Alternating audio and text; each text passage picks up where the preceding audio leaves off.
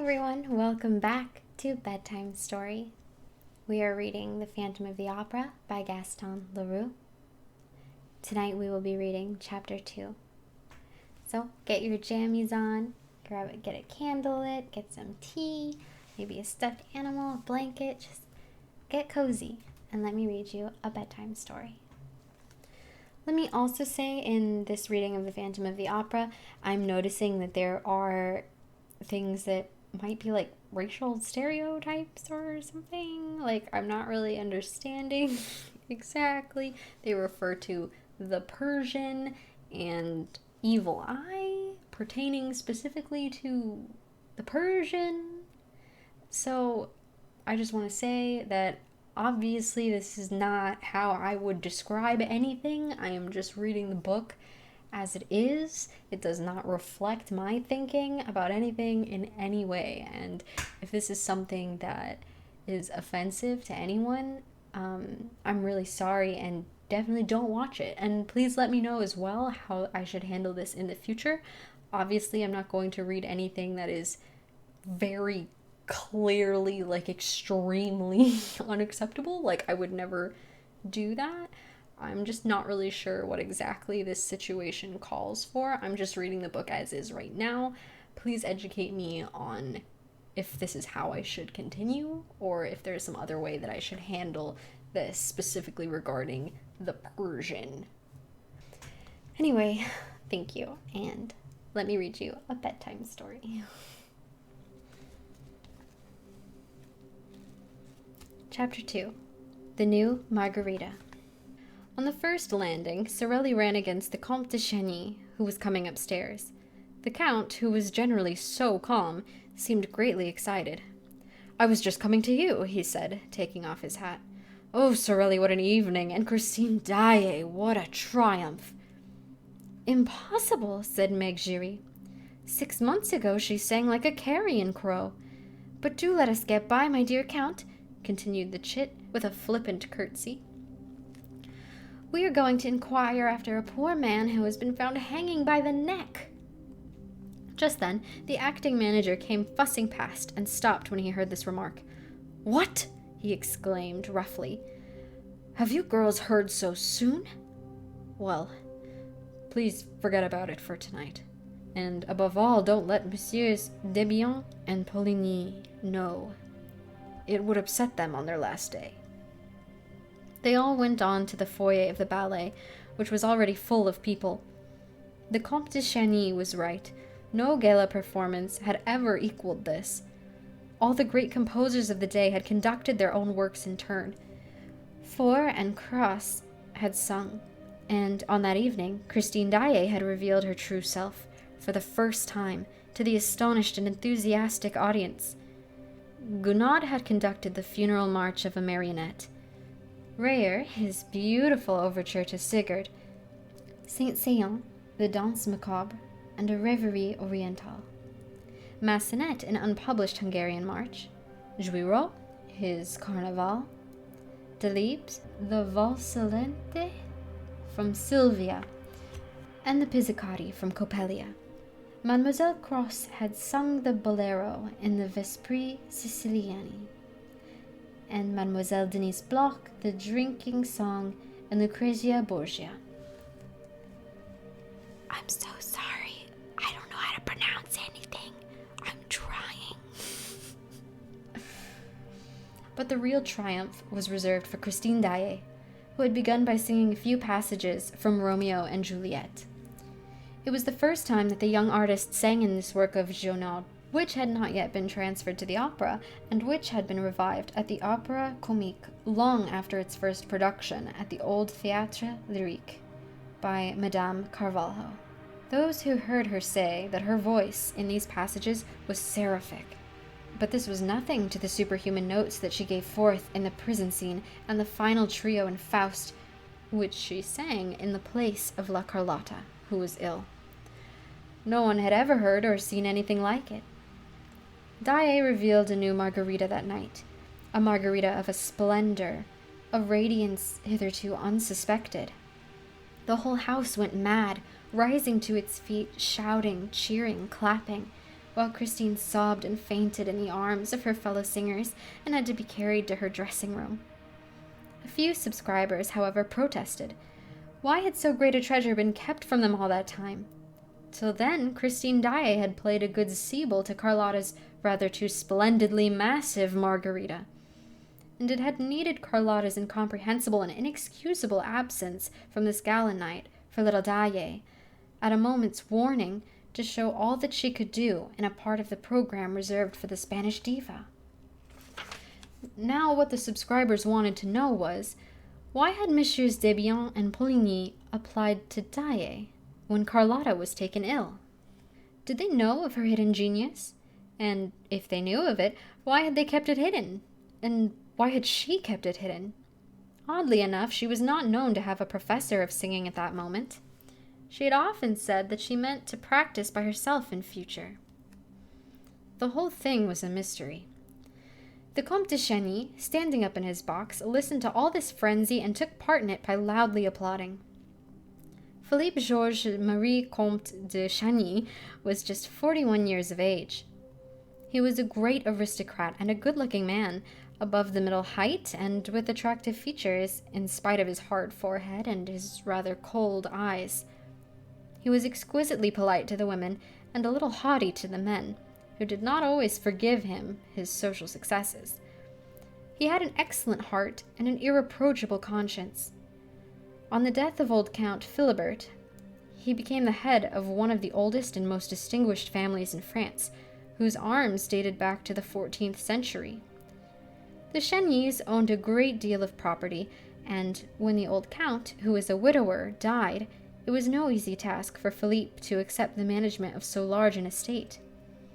His two sisters and his brother Raoul would not hear of a division and waived their claim to their respective shares, leaving themselves entirely in Philippe's hands, as though the right of primogeniture had never ceased to exist. When the two sisters married, on the same day, they received their portion from their brother, not as a thing belonging to them, but as a dowry for which they thanked him. The Comtesse de Chagny, née de Morogis de la Martinière, had died in giving birth to Raoul, who was born 20 years after his elder brother. At the time of the old count's death, Raoul was 12 years old. Philippe busied himself actively with the youngster's education. He was admirably assisted in this work, first by his sisters and afterwards by an old aunt, the widow of a naval officer, who lived at Brest and gave young Raoul a taste for the sea. The lad entered the Borda training ship, finished his course with honors, and quietly made his trip around the world. Thanks to powerful influence, he had just been appointed a member of the official expedition on board the Requin, which was to be sent to the Arctic Circle in search of the survivors of the D'Artois expedition, of whom nothing had been heard for 3 years. Meanwhile, he was enjoying a long furlough, which would not expire for another 6 months, and already the dowagers of the Faubourg Saint-Germain were pitying the handsome and apparently delicate stripling for the hard work in store for him. The shyness of the sailor lad, I was almost saying his innocence, was remarkable. He seemed to have but just left the woman's apron strings. As a matter of fact, petted as he was by his two sisters and his old aunt, he had retained from this purely feminine education manners that were almost candid, stamped with a charm which nothing had yet been able to sully. He was a little over 21 years of age and looked 18. He had a small, fair mustache, beautiful blue eyes, and a complexion like a girl's. Philippe spoiled Raoul.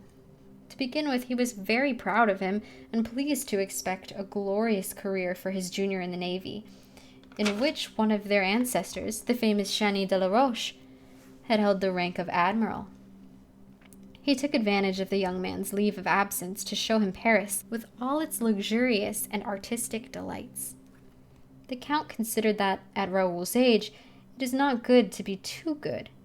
Philippe himself had a character that was very well balanced in work and pleasure alike. His demeanor was always faultless, and he was incapable of setting his brother a bad example. He took him with him wherever he went. He even introduced him to the foyer of the ballet.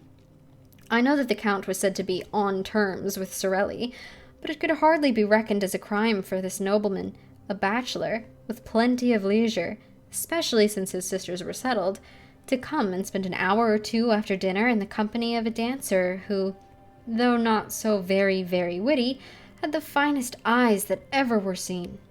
And besides, there are places where a true Parisian, when he has the rank of the Comte de Chagny, is bound to show himself. And at that time, the foyer of the ballet at the opera was one of those places. Lastly, Philippe would perhaps not have taken his brother behind the scenes of the opera if Raoul had not been the first to ask him, repeatedly renewing his request with a gentle obstinacy, which the Count remembered at a later date. On that evening, Philippe, after applauding the daï, returned to Raoul and saw that he was quite pale. "Don't you see," said Raoul, "that the woman's fainting?" "You look like fainting yourself," said the Count. "What's the matter?" But Raoul had recovered himself and was standing up. "Let's go," he said, in a trembling voice. "Where do you want to go, Raoul?" asked the Count, astonished at the excitement shown by his younger brother. "Let's go and see her. She never sang like that before." The Count gave his brother a curious, smiling glance and seemed quite pleased. They were soon at the door leading from the house to the stage. Numbers of subscribers were slowly passing through. Raoul tore his gloves without knowing what he was doing, and Philippe had much too kind a heart to laugh at him for his impatience. But he now understood why Raoul was absent-minded when spoken to, and why he always tried to turn every conversation to the subject of the opera. They reached the tray and pushed through the crowd of gentlemen, scene-shifters, supers, and chorus girls, Raoul leading the way, his face set with passion, feeling that his heart no longer belonged to him, while Count Philippe followed him with difficulty and continued to smile. At the back of the stage, Raoul had to stop before the inrush of the little troupe of ballet girls who blocked the passage which he was trying to enter. More than one chaffing phrase darted from little made-up lips, to which he did not reply, and at last he was able to pass and dived into the semi-darkness of a corridor ringing with the name of Daye, Daye. The Count was surprised to find that Raoul knew the way. He had never taken him to Christine's himself, and he came to the conclusion that Raoul must have gone there alone, while the Count stayed talking in the foyer with Sorelli, who often asked him to wait until it was her time to go on, and sometimes handed him the little gaiters in which she ran down from her dressing room to preserve the spotlessness of her satin dancing shoes and her flesh-colored tights. Sorelli had an excuse. She had lost her mother. Postponing his usual visit to Sorelli for a few minutes, the Count followed his brother down the passage that led to Daye's dressing room, and saw it had never been so crammed as on that evening, when the whole house seemed excited by her success, and also by her fainting fit. For the girl had not yet come to, and the doctor of the theatre had just arrived at the moment when Raoul entered at his heels. Christine, therefore, received the first aid of the one, while opening her eyes in the arms of the other. The Count and many more remained crowding in the doorway. "Don't you think, doctor, that these gentlemen had better clear the room?" asked Raoul coolly. "There's no breathing here." "You're quite right," said the doctor. And he sent everyone away except Raoul and the maid, who looked at Raoul with eyes of the most undisguised astonishment. She had never seen him before, and yet dared not question him. And the doctor imagined that the young man was acting as he did because he had every right to. The Viscount, therefore, remained in the room and watched Christine slowly return to life, while even the joint managers, Debian and Poligny, who had come to offer their sympathy and congratulations, found themselves thrust back into the passage among the crowd of dandies. The Comte de Chagny, who was one of those standing outside, laughed. "Oh, the rogue, the rogue!" And he added under his breath, "Those youngsters with their schoolgirl airs, so he's a Chagny after all." He turned to go to Sorelli's dressing room, but met her on the way, as we have seen, with her little troop of trembling girls. Meanwhile, Christine Daae uttered a deep sigh, which was answered by a groan. She turned her head, saw Raoul, and started. She looked at the doctor, on whom she bestowed a smile, then at her maid, then at Raoul again. "Monsieur," she said, in a voice not much above a whisper, "who are you?" "Mademoiselle," replied the young man, kneeling on one knee and pressing a fervent kiss on the diva's hand. "I am the little boy who went into the sea to rescue your scarf." Christine again looked at the doctor and the maid, and all three began to laugh. Raoul turned very red and stood up. "Mademoiselle," he said, "since you are pleased not to recognize me, I should like to say something to you in private. Something very important." "When I am better, do you mind?" Her voice shook. "You've been very good." "Yes, you must go," said the doctor, with his pleasantest smile. "Leave me to attend the mademoiselle." "I'm not ill now," said Christine suddenly, with strange and unexpected energy. She rose and, passing her hand over her eyelids, "Thank you, doctor. I should like to be alone. Please go away, all of you. Leave me. I feel very restless this evening." The doctor tried to make a short protest, but, perceiving the girl's evident agitation, thought that the best remedy was not to thwart her. And he went away, saying to Raoul outside, "She's not herself tonight. She's usually so gentle." Then he said goodnight, and Raoul was left alone. The whole of this part of the theater was now deserted. The farewell ceremony was no doubt taking place in the foyer of the ballet. Raoul thought that Daae might go to it, and he waited in the silent solitude, even hid himself in the kindly shadow of a doorway. He still felt a terrible pain at his heart, and it was of this that he wished to speak to Daae without delay. Suddenly, the dressing-room door opened, and the maid came out by herself, carrying bundles. He stopped her and asked how her mistress was. The woman laughed and said that she was quite well, but that he must not disturb her, for she wished to be left alone. And she passed on. A single idea crossed Raoul's burning brain. Of course, Daae wished to be left alone for him. Had he not told her that he wanted to speak to her privately? Hardly breathing, he went up to the dressing room and, with his ear to the door to catch her reply, prepared to knock. But his hand dropped. He had heard a man's voice in the dressing room, saying in a curiously masterful tone, "Christine, you must love me." And Christine's voice, infinitely sad and trembling, as though accompanied by tears, replied, "How can you talk like that, when I sing only for you?" Raoul leant against the panel to ease his pain.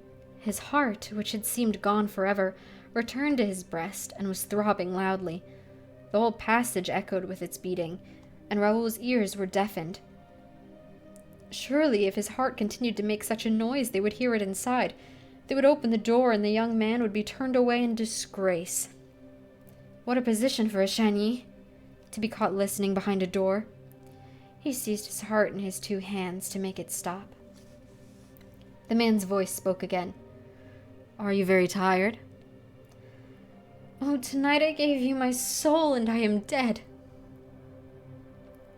"Your soul is a beautiful thing, child," replied the man's grave voice, "and I thank you. No emperor ever received so fair a gift. The angels wept tonight." Raoul heard nothing after that. Nevertheless, he did not go away, but, as though fearing lest he should be discovered, returned to his dark corner, determined to wait for the man to leave the room. At one and the same time, he had learned what love meant, and hatred. He knew that he loved. He wanted to know whom he hated. To his great astonishment, the door opened and Christine Daae appeared, wrapped in furs, with her face hidden in a lace veil, alone. She closed the door behind her, but Raoul observed that she did not lock it. She passed him. He did not even follow her with his eyes, for his eyes were fixed on the door, which did not open again. When the passage was once more deserted, he crossed it, opened the door of the dressing room, went in, and shut the door. He found himself in absolute darkness. The gas had been turned out. "There is someone here," said Raoul, with his back against the closed door, in a quivering voice. "What are you hiding for?" All was darkness and silence. Raoul heard only the sound of his own breathing. He quite failed to see that the indiscretion of his conduct exceeded all bounds. "You shan't leave this room until I let you," he exclaimed. "If you don't answer, you're a coward. but I'll expose you." And he struck a match. Its flame lit the room. There was no one in the room. Raoul, first turning the key in the door, lit the gas jets. He went into the dressing closet, opened the cupboards, hunted about, felt the walls with his moist hands. Nothing. "Look here," he said, aloud. "Am I going mad?" He stood for 10 minutes listening to the gas flaring in the silence of the empty room. Lover though he was, he did not even think of stealing a ribbon that would have given him the perfume of the woman he loved. He went out, not knowing what he was doing nor where he was going.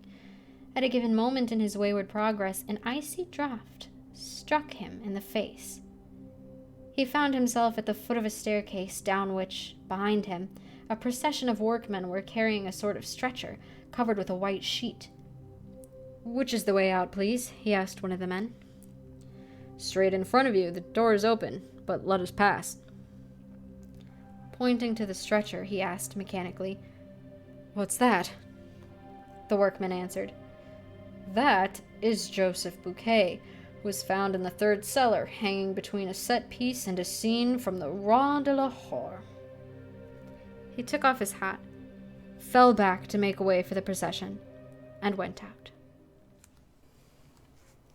The end of Chapter 2 of The Phantom of the Opera by Gaston Leroux. Thank you so much for reading with me tonight. I hope you're enjoying the book so far. If you are, please leave a like and click that subscribe button maybe, and the bell too if you're so inclined. Please join me next time for Chapter 3. Have a good night. I'll see you next time.